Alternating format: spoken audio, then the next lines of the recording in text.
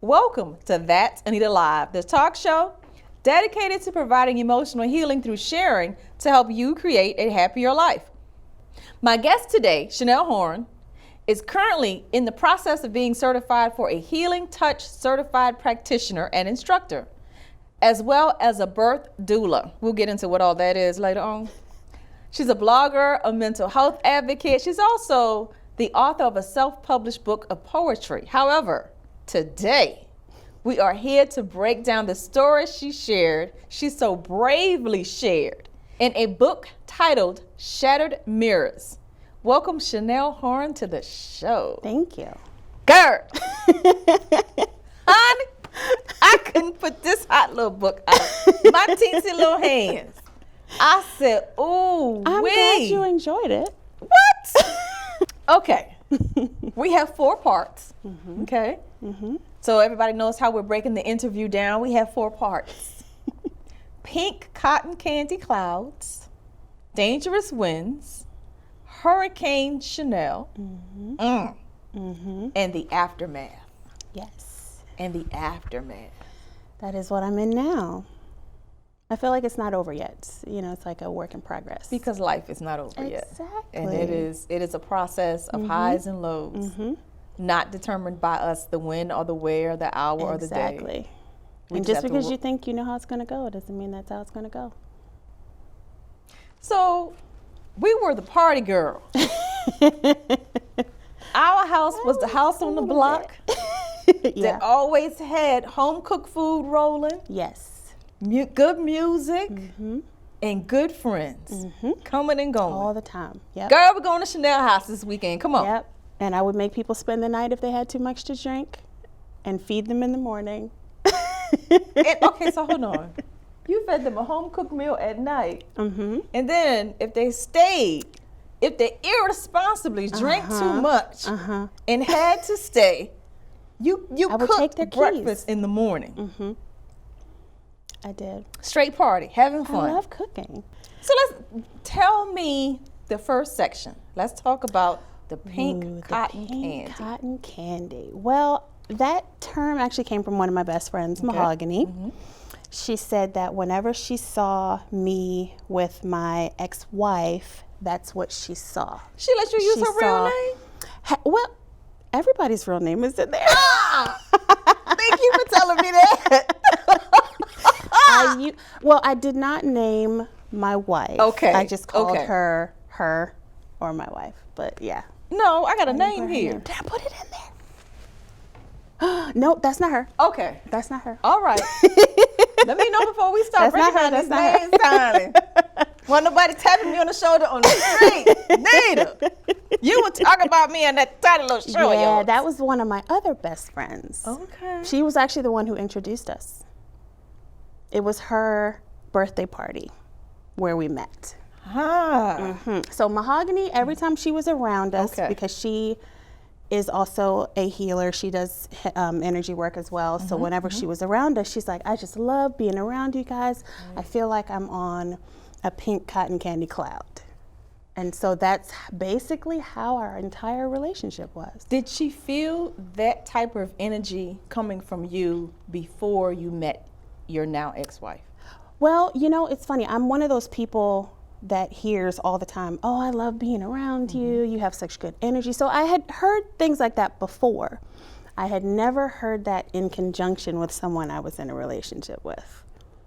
That was the first time that had happened. Yeah. Before, I'm just going to say, they didn't always like the people that I dated. But everybody loved my ex-wife, so yeah.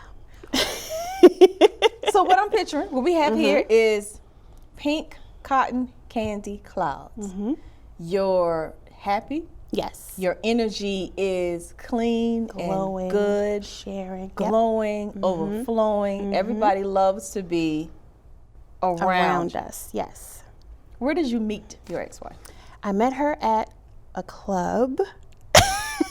Oh, Don't shy. Don't get shy on the sister but now. it was like, okay, so down in Hampton Roads, there's this place called Rainbow Cactus, which is so much fun. I love that place. And they have drag shows a couple times a week, and that's what we were there for. My best friend wanted to go and see the show, and that's where, and she told her friends to come and meet us there. So it was like a group of us there. Okay. And that's how we met.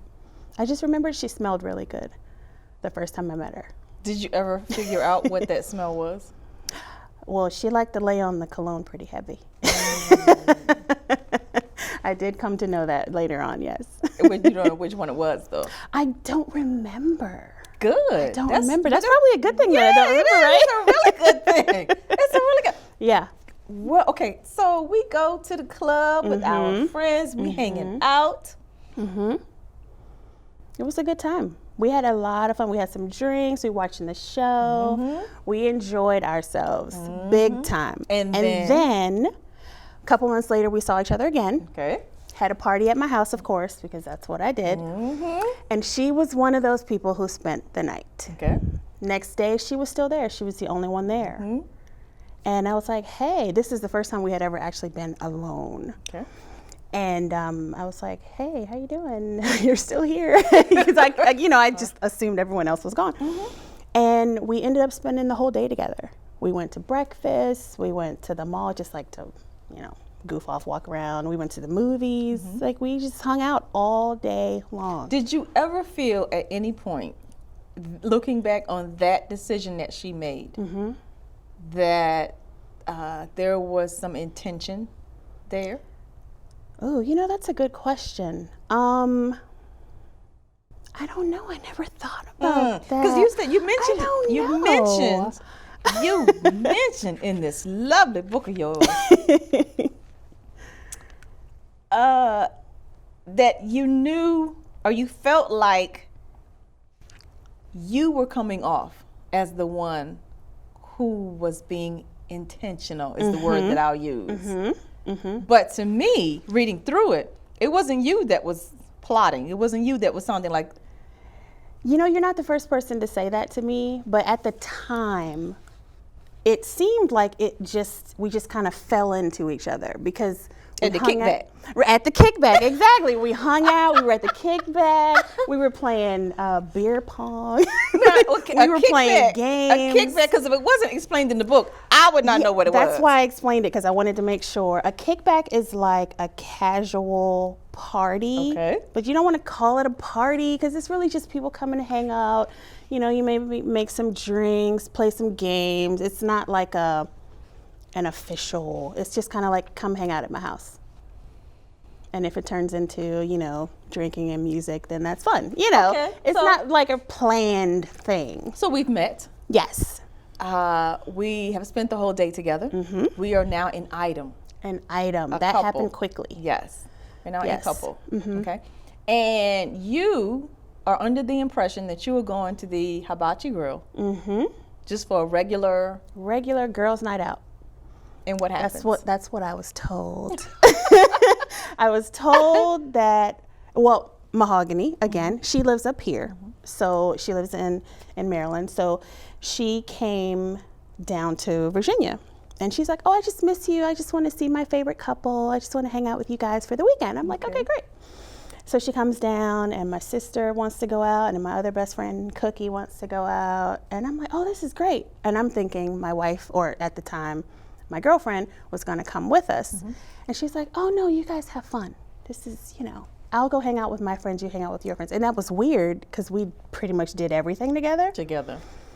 I still wasn't from the day and the moment of the kickback. I mean, we spent every single day together. Every single day together. And then I was like, really? You're not going to go? I want you to go. I was kind of sad. But I was like, okay, fine. So we get there, and the manager was being kind of weird. She was like outside looking for something. And I'm like, what is she doing? Why is she at the door? And when we went in, they wanted to seat us immediately, and our whole party wasn't there. That was another thing that I thought was weird. They never do that. So I'm like, oh, okay. So we're walking around, Cookie's in front of me, Mahogany's behind me. And then Cookie turns around with her cell phone, and I'm like, what are you doing? Are you taking a picture? What are you doing? Yeah. But she has the light in my face and everything. And then I look to the right of her or to the left of her, and I see my uncle, my aunt, my mom, my stepmom, my brothers and sisters. I'm just like, what is going on? People from out of town. People from out of town. People that lived in North Carolina, DC, Maryland, mostly Maryland. The majority of them were from Maryland, and they came down. And even my coworkers were there. We had the whole section. Yep. And she proposed. And I said yes, because, you know, pink cotton candy clouds. Of course I was going to say yes. And this was quick. It was. We had been together. Do you know how pissed I would have been if I drove up from North Carolina for the proposal, then on the day of the marriage, you go to the courthouse? Yeah. You go to the courthouse. I know. Just all of a sudden, it was planning a wedding. I know. Everybody thought there was going to be a wedding, but no. Couldn't wait for the wedding. You get up one morning and decide you're going to the courthouse. We did. We went to the courthouse. It was a day we both didn't have to go to work. It was like one of those liberal leave days because the city was flooded out. The whole city was flooded out. So we were in bed and I was like, oh, we should just, it was our anniversary. It was our first anniversary. And I said, we should just go to the courthouse. We had been joking about it. And she's like, yeah, let's do it. So we get up and we get dressed, go to the courthouse. But that wasn't the drama. I don't think I put the drama in there. The drama came when she accidentally changed her status on Facebook and said that she married me. And she thought that I had to approve it before anybody could see it, but that's not how it works. So we had like 250 people in common probably. Everyone found out on Facebook that we got married. Good. That was not how it was supposed to happen. Good. Everybody was mad. Oh my God. It was pissed. Drama. Yeah. That was an accident. That was not supposed to happen that way. I was reading the book. I had to sit up. I said courthouse. Yep. That big elaborate proposal. I know. And then the marriage was at the courthouse. Yep, we did. Because it became overwhelming. It was like too much. I was getting stressed out. And I was like, you know, we don't need all that. Let's just get married. We'll be right back to find out how pink cotton candy clouds turned into Hurricane Chanel. Yeah. Ebook. And we are back with Miss Chanel Horne and her lovely story of a breakup. But how triumph and self-awareness comes out of tragedy. So we went through the pink cotton candy cloud period. It was great. Living on cloud 9. Everything was lovely. We were there for a couple years, yeah. Wow. Yeah. You know how they say it runs out after 3 months? It did not. That didn't happen to us. You never had an argument? Never. We never fought, nothing. Never. We talked, we discussed, we adjusted. Yep. We had great communication. It was amazing. So I was like, where'd this person come from? What do you think it was that shifted? Honestly, I think it was when I came up here to take a job. So you think that I think the distance, you moving away was the dangerous wind? Yep. Because that's when everything shifted. Because that's what you call it in your book, the dangerous wind. Yep, that's when everything shifted and things started changing. We weren't in the clouds anymore. You know that song, the Stevie Wonder song, Rocket Love? That is what it felt like. We were up here and then we were slammed down to the ground. That's what it felt like. Yeah. I don't like listening to that song. But personally, because it wasn't just the relationship that shifted. Personally, you shifted. I shifted big time, big time. I started isolating myself. Once we were in separate states. 3 hours away. She was still down there. I was still up here. Just for a reference to the viewer, that's like a 3 hour. 3.5 hour. Yep. Right. And we saw each other as much as possible. Weekends. Weekends. Yep. Weekends. holidays. But I was lonely. I hated being in that house. And before I met her, I had been single for a while. Okay. You know, so I'm thinking this is not going to be a hard thing for me. But we had clung together so much that when we couldn't do that anymore, I didn't know what to do. And it wasn't immediately obvious what was happening. I just knew that something was wrong, and I couldn't figure out what it was. You stopped cooking. Stopped cooking, which is huge. That's a big deal. You stopped going out. Wasn't going out, wasn't cooking, I wasn't painting, I wasn't doing anything that I loved to do. You stopped allowing people to... Nobody came to visit. Yeah, come by or just I went to drop work by. and came home. Didn't go anywhere. I was like in my little cave, my little turtle shell. People tried to reach out to you, calling you. You would ignore their phone calls and their text messages. Yep. Yep. And some of them were hers. Because it was like, when I would get up to go to work, I would put on like the mask. You know, I'm going to work, it's okay. And then I would come home, and then I'm like, oh, it's over for a few hours before I have to do it again. You know? What do you think sent you personally into that downward spin? I didn't know at the time, but now I understand that I don't do well with major life changes. The last time that something like this happened was when my father died. Yeah. And that was in 2010. And I didn't, well, because I was grieving, I attributed my depression to grieving. I was thinking it's because I lost the first man that I ever loved. Right. That's a huge deal, you know.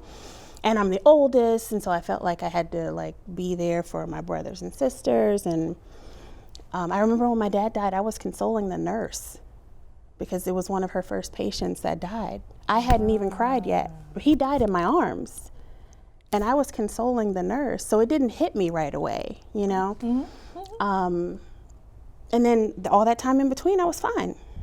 And then after we were still together, but we were just separate, in separate houses and separate states, and she wasn't right there anymore, you know. And it affected both of us. But you wrote, my thoughts were so big, but so loud in the silence. Because my house felt like a cave. We had a 2-bedroom townhouse in Baltimore, and it was just me all the time. And you said you felt like a walking oxymoron. Yep. Because everyone is like, oh, you're so happy, you're so cheerful, and you know, I hear that thing that people love my energy so much, and people just love, it's like a moth to a flame. People just love being around me. But it was exhausting after a while. I just didn't want to share myself anymore. And so I just stayed home. How did you get the message that she wanted the big D? A text message. She just sent you a text message with those 4 words, I want a divorce. No, it was more like a 4-page letter situation. You know, a nod to Aaliyah. It was a very long. And I have Android and she had an iPhone, so it came out of order. Yes. So I had to like put it together. And then at the end, the last one, I want a divorce. And I was just like, oh my God. How did we get here? How did this happen? What changed? Because even then, I still didn't have a name officially for what I was feeling. Okay. I was just like, has it been that bad and I just not noticed it? I don't know. It was like a slap in the face, a kick in the stomach, all of those things. But it reads as if it was the push that sent you into the decision. Absolutely. On January 28th, 2018. 2018, yep. Where you made the decision to end it all. And how? Take my life, go to sleep forever. I just wanted the pain and the darkness to go away. I just didn't want to think, feel, hurt, cry. I didn't want any of that anymore. I was like, I'm done. And it was like It was like somebody hit a switch and all of a sudden all the emotion was just gone. It was just like, how did you attempt this is to what I'm make going that to do. happen? Well, interesting. My mom came to visit me that weekend, and you know how you can feel when someone knows that something's wrong and they don't know what to say. Mm-hmm. I could feel that coming from my mom, and my mom, she was kind of sitting on the edge of my bed and she didn't want to leave. I could just tell she didn't want to leave. And then she hugged me and she started crying, and I'm like, oh, she's feeling what I'm feeling, Mm-hmm. you know, because she's my mom. Mm-hmm. So when she left, like when I was hugging her, I was thinking, this is the last time I'm going to hug my mom. And then that's when that switch happened, and I was like, okay, I'm done. I can't be sad anymore. I can't think about this anymore. I don't want to do this anymore. And I went to Target. I went to Target and started preparing, I guess, shopping. I went to get a bottle of pills. I went to the liquor store. I had a list. I was checking things off of the list. You got more than a bottle of pills. Yeah, well, that's what I got at Target. The other ones were at my house. After we got off the phone, Mm-hmm. I took over 100 sleeping pills, and I drank 3 big bottles of wine. Big ones, the liters. I didn't even know I could drink that much. Yeah. And I was on the phone with my friend Stephanie, and I knew something was wrong. I knew that it was not a good place for me to be in, but I didn't know how to say it. And so I was like, I can't tell her what I'm going to do. So somebody that may be feeling that, Mm-hmm. that doesn't quite know how to articulate it, to reach out to someone, thinking about that moment, Mm-hmm. what would you tell them to say?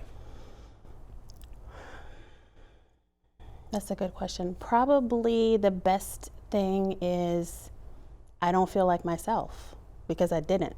I didn't feel like Chanel. I didn't feel like that happy, energetic, glowing, What else would you say? big personality.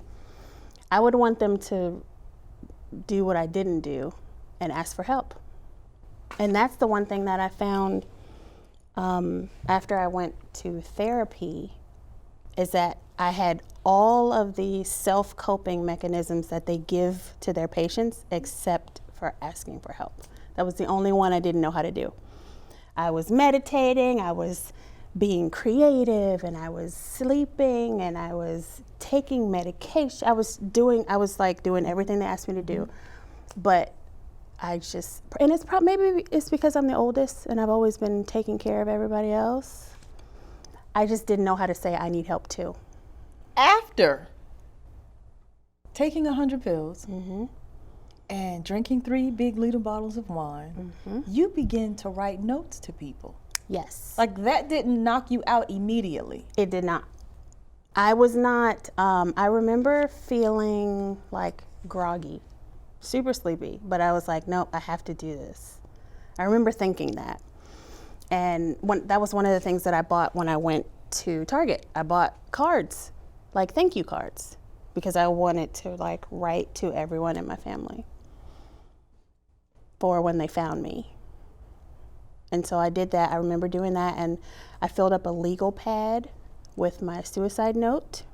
I was writing. I've always been a writer, so I have no idea what I said or if it made sense at that point, but I was writing. I remember How just did you get to writing. the hospital?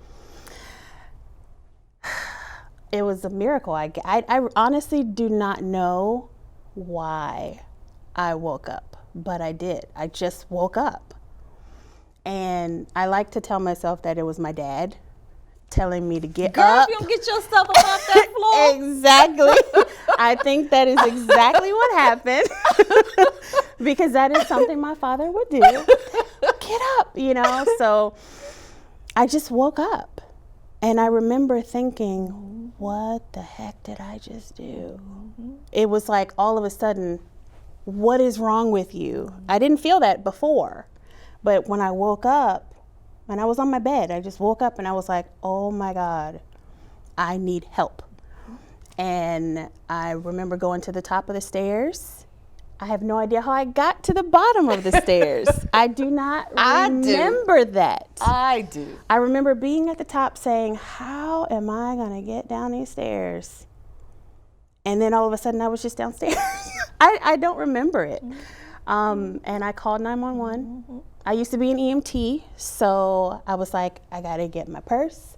I got to get my ID. I got to get the pills that I took, and I'm going to tell them what I did. I remember thinking those things.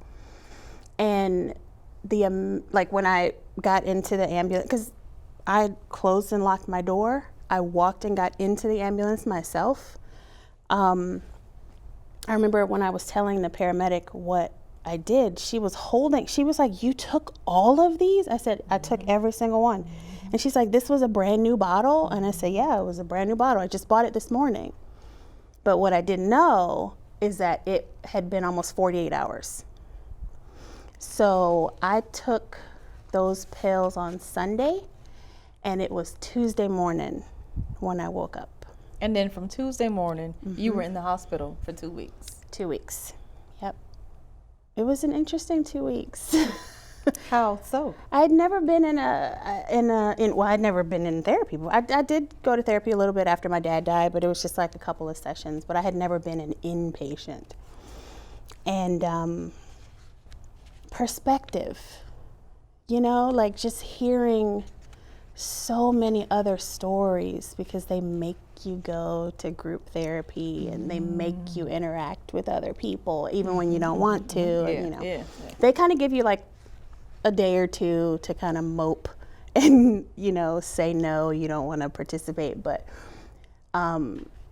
perspective. And I found myself like holding a lot of hands and rubbing a lot of backs, and I was again being that still caring for other people. Exactly. When you were in self-care for yourself. Exactly. I don't know how to do anything else. You swallowed the pill, but while you were at the courthouse finalizing your divorce, you fixed her collar. I did. Still want to take care of her. I don't know what that is. And before for a week or so before I got there, I was sick to my stomach. Oh my God, I was so stressed. I couldn't sleep. I didn't know what was I hadn't seen her in 6 months. And I had my friends and my mom there, and I felt okay when we were there. And then when she came in, I got angry. I got so angry. And then we were signing papers, and they ask you, do you think that there's a chance of reconciliation? And she hesitated, and I wanted to throw something at her. Because I'm thinking, you're the reason why we're here. Because let me tell you how I read it. I had the support of my family and friends with me when I walked in. She came alone. Read she that came right. alone. What did I put in there? Boom. Boom. She came alone. She came alone. I was surprised at that. She looked so different. So different. Then, in my mind, you reach over and you fix her collar. Like, so sorry, so sad. Best of life to you. I felt better. Here is your paperwork. After we signed everything, Be on your way. I felt better. It was like a relief. I read this. And that's when I fixed her collar, after we had signed the paperwork. Boss move, sis. Stop trying to be coy. I felt so much better after that. Move. Okay? Well, thank you. And at this point, Chanel says, all in an effort to release all of the emotions that still had me bonded to her, which is what a lot of people don't do. They get to a place, they stay stuck. They keep going back through all of the photos and mementos. They don't allow themselves to scream. They don't cry. Right. Because I see all of that as losing versus releasing. And you have to. You have to. Because that is how I got to where I was. Because I didn't tell her how I was feeling. I was like, nope, I'm fine. Bottle it up, put a lid on it, throw it in the closet in the corner, don't talk about it. And that's why I was not in a good place when she said she wanted a divorce. When she did that, it was just like, boop, just push me over the edge, I'm done. at that point, you know? And if I had let her into that place, I probably would have received it totally differently. That's just because we talked about everything before that. You know what I mean? That was what was different. So for someone in the LGBT community that is right now where you were, going through a breakup that they feel is a life-changing experience for them, you have never let the darkness get so close that you extinguish your own flame. What does that mean? I let it swallow me up. And like the best analogy that I have for it is that in our backyard we had weeds growing. And it was like, at first it's a little tiny spot, and I saw it and I just kind of let it go. And then 2 weeks later, it was just everywhere. And that is kind of what happened, because I ignored it. I closed the door on it. And I was like, it's fine. I'm not going to worry about it. And then all of a sudden, it was completely overwhelming. And I couldn't control it. Once it got to that point, once it was that big, there was nothing that I could do about it.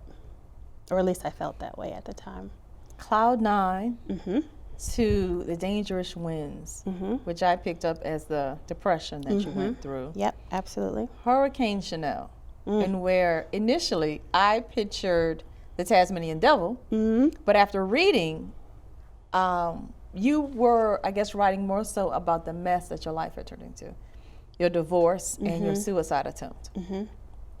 Then it was the aftermath, which is where we are now, the recovery. Yeah. So, which is still ongoing, of course. But, because you don't know how many people that I have had sit in that chair and tell me they've had multiple attempts. Yeah, I know a few. I actually lost a friend in September. I had another friend the year before that make an attempt. I lost another friend 4 years before that. Wow. So it is, at this point, I would say an epidemic. But you have only made one. Just one, yes. And you were only going to make one. Yeah, I don't ever want to do that again. Because you know how I you don't went from, ever, yeah. You know how you went from, first of all, who woke you up? Right. I know my daddy woke me up. Who helped? Girl, if you don't I get know. off that floor, all that I done poured into you. Exactly. And you going to let somebody else try and steal your And value? also seeing my mom in the hospital crying. I didn't like that. I did not, because my mom is like me, you know, like happy, like big energy, like always in a good mood. And I didn't like that at all. Shattered Mirrors, Silent Voices, Real Stories from Real People. You're a part of a compilation. Yes, chapter 7. Is amazingly earth moving. Thank you. Chanel is the perfect example of bouncing back after a battle. Life can really knock you off your feet, but if you just look up, there is always someone there ready to help you put it all back together. If you're experiencing any difficulty in life, there is help available. Reach out. Whether it's fear, anxiety, low self-esteem, or even suicidal thoughts, you can call the National Suicide Prevention Hotline at 1-800-273-TALK. That's 1-800-273-8255. To reach out to Chanel, find her on Instagram at The House of Kamala. The House of Kamala. We are here for you because I know sometimes we don't want to be fixed. We just want to be heard. Make the commitment to start your journey to the emotional healing today. I'm Anita, your host. Be sure to check out that'sanitalive.com for where and when to see our next episode.